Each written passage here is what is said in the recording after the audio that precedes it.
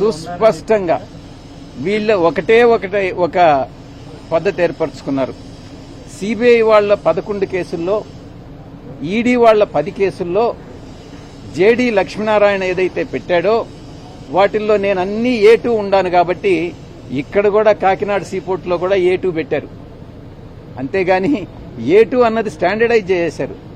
ఎక్కడ ఏ కేసు పెట్టినా విజయసాయిరెడ్డి A2.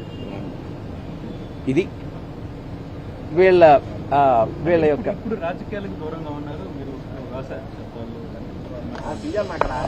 ఇటువంటి టైంలో ఇప్పుడు మళ్ళీ అన్ని మళ్ళీ తిరిగి తోలడం కొంత ఈ కేసు రిజిస్టర్ చేసినప్పుడు నేను ఇంకా రిజైన్ చేయలే. నేను ఆ రోజు కూడా చెప్పాను, పార్లమెంట్ బయట ప్రెస్ని అడ్రస్ చేశాను, ఈ విషయాలే చెప్పాను. నేను అప్పట్లో నాకు పూర్తి వివరాలు తెలియదు. ఆ తర్వాత తెలుసుకున్న తర్వాత ఈరోజు నాకు పూర్తి అవగాహన వచ్చింది, ఎవరు చేశారు, ఎలా చేశారు.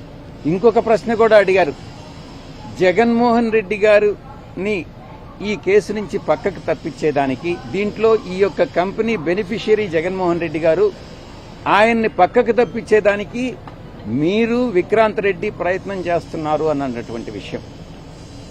నేను అటువంటి ప్రయత్నం చేయలేదు. నాకు ఈ విషయాలు తెలియదు. ఈ ట్రాన్సాక్షన్ జరిగింది కూడా నాకు తెలియదు.